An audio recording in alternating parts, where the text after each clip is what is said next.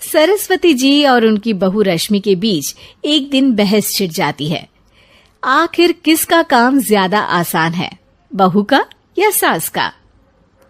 माँ जी, सास को काम ही क्या है, आपके सारे काम उंगलियों पे तो हो जाते हैं। कुछ भी। हाँ, हिसाब तो उंगलियों पे ही हो जाता है ना।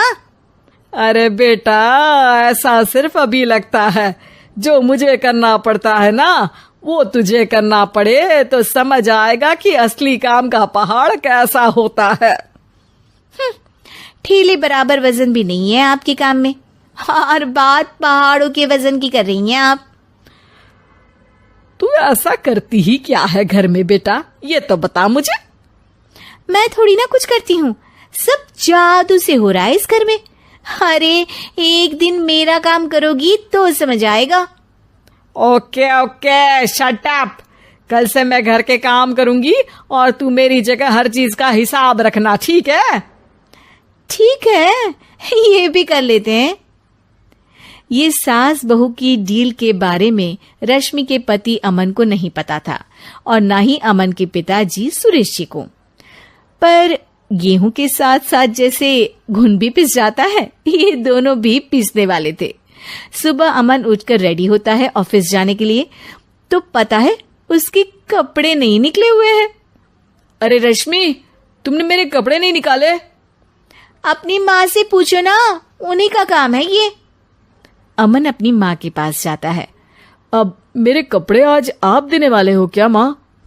हाँ, देना तो मुझे ही चाहिए, पर तेरी बहू ने कपड़े धोने ही नहीं डाले, तो कोई भी धुला हुआ कपड़ा नहीं है बेटा। हैं? ऐसा क्यों? कपड़े तो धोने आप ही देते हो ना माँ? अरे बहू ने तुझे बताया नहीं, अब हम अदल बदल गए हैं। मैं अब बहू और तेरी बीवी सास। अमन परेशान हो गया। वो बिना इस्त्री के कपड़े पहनकर ऑफिस चला गया। सरस्वती जी अपने घुटने के दर्द के कारण झुककर घर साफ नहीं कर पा रही थी और ना ही खाना बनाना याद रख पाई। उधर रश्मि पहले ही दिन घर की चाबी घुमा चुकी थी और 300 रुपए का हिसाब अलग नहीं मिल रहा था। पर दोनों का ही घमंड कैलाश पर्वत से भी बड़ा था और दोनों ही खेमे एक दूसरे की बात मानने को बिल्कुल तैयार नहीं थे।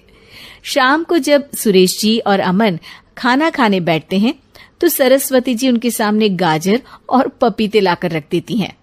अरे माँ, ये क्या है? ख्याली पुलाव के साथ सलाद। माँ जी खाना बनाना भूल गई लगता है। अरे एक एक चमन्नी का हिसाब है मेरे पास, खाना बनाना कैसे भूल जाऊंगी? ये तो मैंने पढ़ा था कि फल फ्रूट खाने से सेहत अच्छी रहती है, इसीलिए ये ले, एक फल खा ले। रात को सुरेश जी और अमन अपनी मीटिंग बिठाते हैं अकेले में। बाबूजी, इनकी लड़ाई के कारण ना हमें ठीक से खाना मिल रहा है, उल्टा घर के सारे काम रुक गए हैं। हाँ बेटा, 2 भैंसों की लड़ाई में बेचारे खेत के पौधों का भी नुकसान हो रहा है। पर पापा, क्या बताऊं आपको, मैंने माँ को इस महीने की 2 तारीख को बिजली के बिल के पैसे दिए थे। आज बिल भरने के लिए मांगने गया तो पता चला कि रश्मि उन पैसों से गैस सिलेंडर ले आई। अच्छा, तो सिलेंडर के पैसों का क्या हुआ? अब सिलेंडर के तो कोई पैसे नहीं थे बाबूजी, हमारे घर पर गैस की पाइपलाइन लगी है ना। बेटा, इन दोनों का कुछ करना पड़ेगा, नहीं तो अपने घमंड के चक्कर में पूरा घर बर्बाद कर डालेंगे ये दोनों। अमन और सुरेश जी काफी सोच विचार के बाद एक निष्कर्ष पर पहुंचते हैं। रात ही को दोनों अपनी पत्नियों की अलमारी से नई साड़ी निकालते हैं और सुबह जब रश्मि और सरस्वती जी उठते हैं तो देखते हैं कि दोनों पति साड़ी पहनकर चढ़ाव पर सब्जियां काट रहे हैं। अरे ये सब क्या हो रहा है? क्या हो रहा है मतलब? आप दोनों अदल बदल हो सकते हो तो हम क्यों नहीं?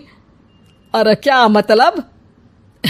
नहीं नहीं, मेरी भी बचपन से किसी की बहू बनने की इच्छा थी, तो आज से सरस्वती तुम बड़ी बहू, मैं मिडल बहू और अमन छोटी बहू। अरे लेकिन सब घर पर बैठ जाएंगे तो कमाएगा कौन? ये घर कैसे चलेगा? अब वो तो भैया या बाकी लोग जाने, अब हमने भी अदल बदल कर ही लिया है तो कुछ नहीं हो सकता। रश्मि और सरस्वती जी को समझ में आ जाता है कि उन दोनों की आपस की डील की वजह से इन दोनों को बहुत तकलीफ हो रही है और उनके ईगो ने दूसरों को कितनी यातनाएं दी है। अब असल में माँ जी आप सही थी, सास बनना बहुत मुश्किल है। अरे हाँ बेटा, और तू भी, मुझसे तो नहीं हो पाया सब घर के काम, वापस बदल ले क्या? हाँ हाँ बिल्कुल माँ जी, और अब आप दोनों भी बदल लीजिए, कोई आ गया तो आप दोनों को देखकर क्या सोचेगा। अच्छा है, आप दोनों के समझ में ये बात तो आई, मैं फटाक से कपड़े बदल लेता हूँ।